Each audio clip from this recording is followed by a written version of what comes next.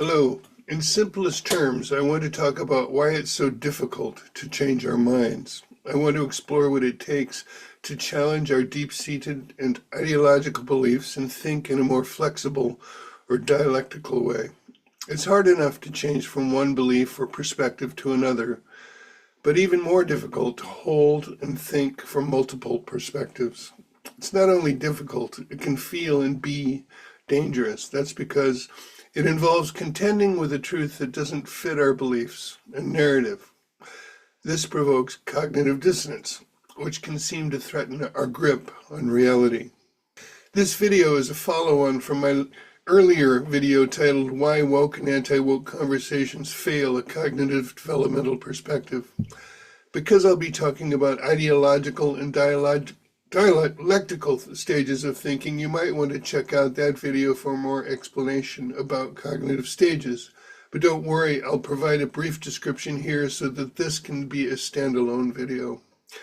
Later, I'll make this more personal by sharing a couple of my own transformational, mind-changing experiences that also altered the course of my life. My name is Michael Dewan Herrick. I'm a psychotherapist and a life coach in private practice in London. Welcome to another episode of Questioning Woke Psychotherapy. Now let me briefly describe two well-established stages of cognitive development. I talk about 3 stages in my last video, but just 2 will suffice today. This will clarify what I mean by ideological and dialectical ways of thinking. The first stage, formal operational thinking, first described by Swiss psychologist Jean Piaget, allows for hypothetical reasoning and structured arguments. It can think within abstract systems and ideological frameworks. It tends to be rigid within a chosen meaning-making framework, and I'll be calling this the ideological. The second stage is post-formal thinking, which I'll be calling dialectical. And this moves beyond ideological frameworks and embraces contradictions, paradoxes, and evolving perspectives. It recognizes the limits of abstract models and ideologies and acknowledges that all perspectives contain partial truths. In my last video, I talked about the ways that conversations between the woke and anti-woke hit an impasse and often blow up due to people operating from different cognitive stages. What I didn't talk about is what it takes to develop from an ideological to a dialectical stage of thinking. This is a radical change of mind. It's not just about what we think, but how we think. First, I'll describe what is so difficult and dangerous about it. Then, I will make it more personal and share my encounters with cognitive dissonance and my own path to dialectical thinking. Typically, developing from ideological to dialectical thinking involves a confrontation with cognitive dissonance. In other words, it requires contending with information or perspectives outside of our ideological frame. Some new truth appears in our mind that doesn't fit with our model of reality. To maintain our grip on our version of reality, we employ cognitive bias. We ignore or dismiss the new information. We double down with an argument against it, citing supporting evidence and facts. We cast aspersions on the intelligence or the moral character of those advocating a different view. We insulate ourselves within groups of people and social media bubbles that validate our ideology and way of thinking. Why do we do this? Before being hasty in our judgment of this behavior, let's recognize our own tendency to do the same and just what is at stake when truly contending with cognitive dissonance. This new information or perspective can feel like a threat to us, intellectually, psychologically, emotionally, socially, and even existentially. That's because it is. Our whole meaning-making system could collapse if we tried to account for this new truth. Acknowledging its validity could destabilize our entire meaning-making system, leaving us lost in terms of making sense of the world. This could compromise our ability to make decisions or take committed action. It could fracture the bonds of our social relations, result in broken relationships and expulsion from groups we've been a member of, It could disassemble our very identity, who we have believed ourselves to be all our lives. Taken all together, this can feel unbearable, and is why cognitive dissonance presents a treacherous path to dialectical thinking. At the same time, it's also the catalyst at the trailhead for transformation at every level of our being. Understanding this, perhaps we can appreciate the courage and fortitude that it takes and have patience for those on that path, including ourselves. If you're liking this video so far, please give it a like and subscribe if you aren't already. And please let me know what you think in the comments. Okay, let's dive back in. Now, instead of offering hypothetical examples of people contending with cognitive dissonance and emerging into dialectical thinking, I want to offer a personal account of what I hope will bring this all down to earth and make it more meaningful. I'll be talking about two separate but related experiences that I have had of contending with cognitive dissonance. The first involved a transformation from one system of thinking to another, opposite way of thinking. This was like how Thomas Kuhn describes scientific revolutions as the replacement of one scientific paradigm with another. My second example, I've come to see as more properly dialectical, in that it was a synthesis of two paradigms rather than just exchanging one for the other. I don't believe that Kuhn accounted for this possibility. Let me know if you think I'm wrong about that. Tell me in the comments. The context of the first experience was losing my father to cancer when I was 11 years old. This event resulted in my preoccupation with and fear of death through my adolescence, including nightmares about dying. Then at the age of 19, I invented a way to confront this fear by, as vividly as possible, imagining in real time that I was dying. I imagined the physical process, my breathing stopping, my heart stopping, and so forth. I also leaned into the emotional experience, the terror and the grief, all the way up to the fading and loss of my consciousness at the moment of my death. At that precise moment, an extraordinary insight dawned on me. It wasn't just a thought. It pervaded my whole body and being. I saw and felt that my fear of death was based on the illusion that I am a separate self, set apart from the rest of the universe. The idea that I die and the fear that this provokes, I saw, was based on my belief in this illusion. Until I had seen it as an illusion, I had taken it for granted that I existed, and that death put an end to me. Perhaps death is the greatest cognitive dissonance of all. We don't want to believe it, or think about it, or feel its reality. We avoid including it in our narrative about our lives. I can speak for myself anyway. To change my mind about death, I had to face my fear of it and let it in. Following this experience, my fear of death was greatly reduced. I believe it helped me deal with my own life-threatening cancer a few years ago. But following on from that experience at the age of 19, other things changed in my perceptions. For instance, I found myself questioning the subject-object dichotomy. So I'd look at a tree or a flower and not think and feel, I'm in here and it's out there. Both were obviously co-arising interdependent to me, but I didn't know how to describe this. All I could say was that I felt at one with the universe and everything in it. This was not primarily an intellectual idea. As I say, I didn't even have the language for it. That came later. It was experiential. My point is that changing one's mind isn't just about having a different set of thoughts. It can change your entire experience of life. For weeks, I had the ability to evoke this state of mind at will. I thought I discovered something that no one else knew about, something so radical and primal that it couldn't be communicated. No one had ever told me about it. Yet I knew, down to my bones, that it was true. At that age, I was ignorant of any philosophical suggestions of such a thing, and I knew nothing about Eastern mysticism or Buddhism. About a year later, I came upon the writings of Alan Watts and learned that Everything I was seeing and experiencing was well understood by the 2,500-year tradition of Buddhism. Not only that, but there is also a practice called meditation that is part of a path for making this a central understanding and way to live and experience one's life. So at the age of 21, I became a Buddhist and devoted my life to it.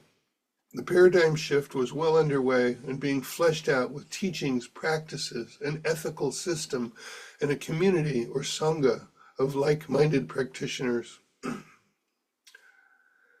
The next major cognitive dissonance I would experience came in the autumn of 1980 at the age of 25. After 4 years of studying and practicing in the Kagyu tradition of Tibetan Buddhism, I got a job working in a psychiatric hospital in Boulder, Colorado. I was completing my bachelor's degree in cultural anthropology at the University of Colorado at the time, and I needed to earn some money to pay for my living expenses. My job title was mental health worker, and I was assigned to the acute unit where the most disturbed patients were kept. Here, I had extensive direct contact with patients diagnosed with schizophrenia, bipolar disorder, borderline personality disorder, various other forms of psychosis, and people who were suicidally depressed. This was my first real exposure to Western psychological theory, treatment, and those suffering with serious mental health issues.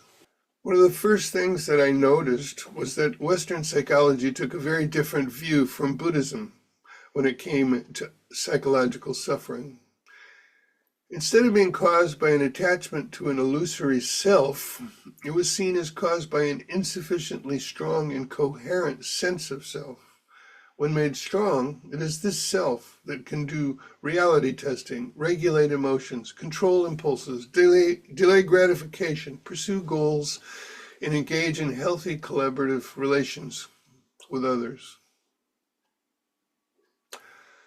I didn't understand this all at once. It took time, study, and direct observation. In the meantime, I was dealing with a profound cognitive dissonance. My transformational experience 4 years earlier and my study and practice of Buddhism had me convinced that this self was nothing but an illusion at the foundation of all human suffering.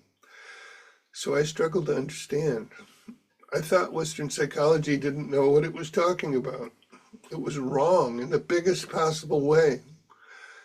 It even had a theory about the crucial importance of secure attachments as the basis of mental health. And yet, being confronted with the reality of people hospitalized with mental illnesses forced me to grapple with the Western ideas about the self rather than dismiss them out of hand. Then, in 1982, after 2 years of working at the psych hospital, I enrolled in a master's degree program at Naropa University. Naropa was founded in the mid-70s by the Tibetan Buddhist monk Chogyam Trungpa, who happened to be my teacher. The program I enrolled in was called Buddhist and Western Psychology. This sounded like exactly what I needed to make sense out of my troubling cognitive dissonance. The same program still exists today, but it's now called contemplative psychotherapy. Along with finding something fascinating and meaningful to do with my life and making a career out of it, I hoped it would help me sort out my confusion.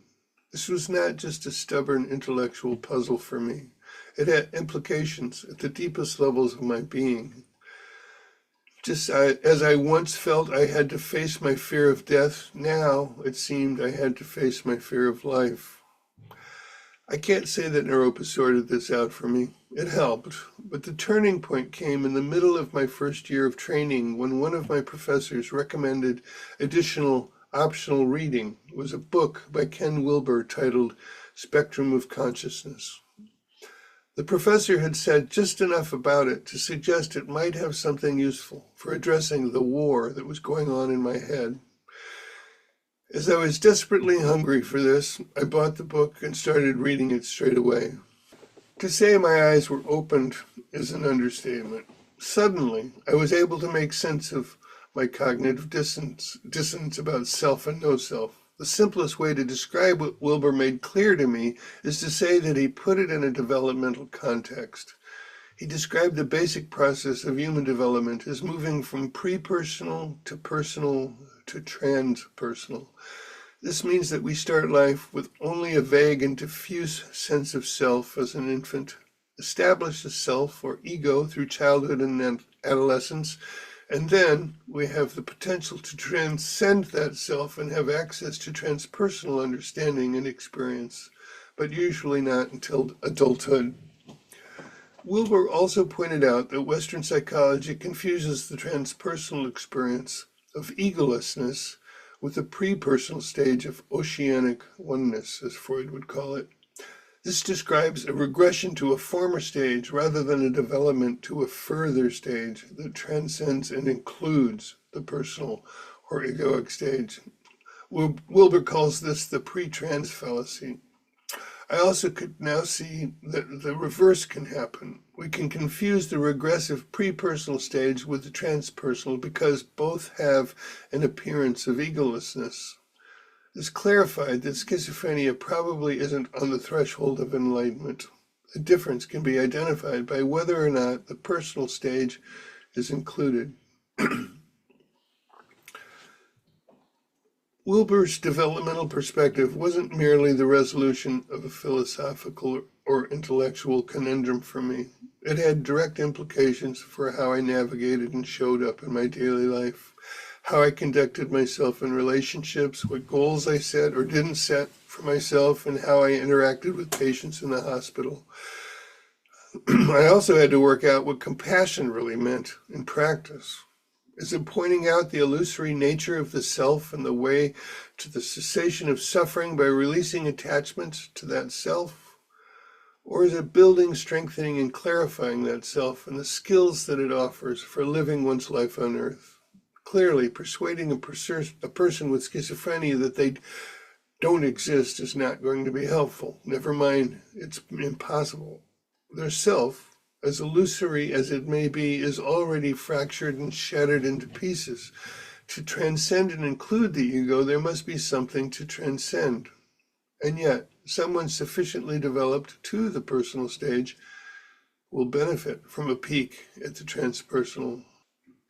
The Buddhist community was not unanimous about this. There were those who saw the value of psychotherapy, but those who were highly skeptical of it. A major teacher in that community once said publicly, psychotherapists are pimps for samsara. That basically means enticing people to believe in illusions that will ultimately perpetuate their suffering. I offer this to suggest that cognitive dissonance can involve questioning authorities we've come to rely upon for telling us the truth. There's a metaphor that may help to illustrate how the cognitive dissonance of two opposing ideas can be resolved through dialectical thinking. Have you ever seen one of those images that's composed of hundreds of tiny images? When you stand back from it, you see the face of a celebrity, for instance. But if you stand very close, you see hundreds of separate little images. What you see depends on where you stand. If you take one position and describe what you see, and someone else takes the other position and describes what they see, you will be describing two different things. You can argue about this, and each person will feel they're correct.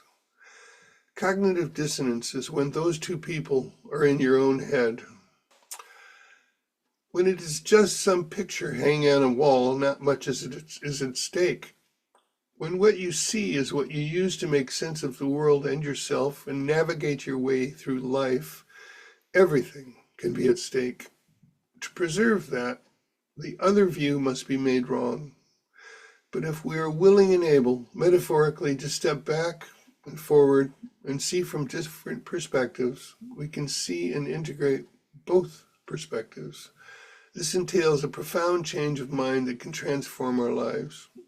I can add that my failure to see and integrate both perspectives resulted in several years of spiritual bypassing. In other words, I neglected many of the tasks required in the personal stage by transcending but not including them.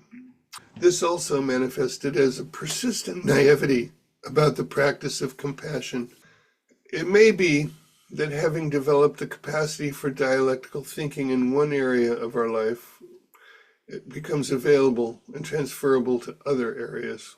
To some degree, I think this happened for me. For instance, perhaps dialectical thinking in the realm of psychology and spirituality can be used to think about political issues or parenting. Perhaps, but not necessarily. I suspect that we all have some area of our thinking that remains resistant, obstinate, and entrenched in some ideology that we are scarcely aware that we believe in. Surely, I must be blind to some instances of this in myself. In other words, dialectical thinking isn't something that we just attain in some across-the-board way once and for all. It's a work in progress. Additionally, and here's the kicker, our dialectically synthesized understanding can become its own ideological system that may require transcending at some point.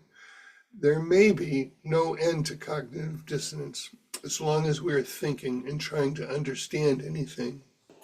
Something I haven't yet said is that cognitive dissonance isn't always the harbinger of dialectical thinking. Sometimes it's the discomfort of trying to make sense out of nonsense.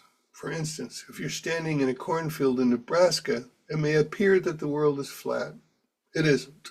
It only looks that way from a cornfield in Nebraska. Figuring this out doesn't lead to a dialectical resolution that preserves the belief in a flat earth. It results in rejecting that false belief, except in its most limited sense. To aspire to dialectical thinking with the idea that all truth claims must find their place in our understanding is a mistake. To reside somewhere in our system of sense-making, they must demonstrate their validity, or at least their utility. When we're being gaslit by someone with an agenda, we need to be able to call it out. When we are being tormented ourselves with some irrational belief, we need to be able to be done with it. Persisting in a fruitless state of cognitive dissonance ought to be avoided. But here's the complication. Our cognitive biases will prematurely identify alternative information or perspectives as nonsense. Before we toss something out, we would do well to grapple with it first, if only to admit that, yes, the earth does appear flat from a cornfield in Nebraska, even if it isn't. The understanding that the earth is spherical implicitly includes the perception that from our immediate point of view, it appears flat. The flat earth belief does not include that it appears spherical from space. The same can be said when considering a geocentric versus a heliocentric view of the solar system. The geocentric view should be rejected for the same reason. The only reason we can do this is that people who came before us grappled with their cognitive dissonance and left their false beliefs behind. It seems to me that there is much in the critical social justice movement that is akin to a belief in a flat earth and a geocentric solar system. Its tenets appear true from a very limited perspective, but fall apart when you step back and get a larger, more inclusive view. Yes, language, knowledge, and social norms can appear to be fundamentally driven by oppressive power systems, but you need to stand in a particular place and stay there for that to be all you can see. The woke demand that we stand in that place and see what they see and nothing else, and commit our lives to doing the work of fighting for social justice. We are to attain critical consciousness and constantly look for victims and oppressors in every human interaction. Critical social justice stands in a cornfield in Nebraska at sunrise and declares the earth is flat and the sun has come around for another orbit around the earth. Maybe that's a good image to end with. Thanks for staying with me to the end. I hope you'll join me next time. Until then, take care of yourself and each other, and may cognitive dissonance be a catalyst for your growth. Bye for now.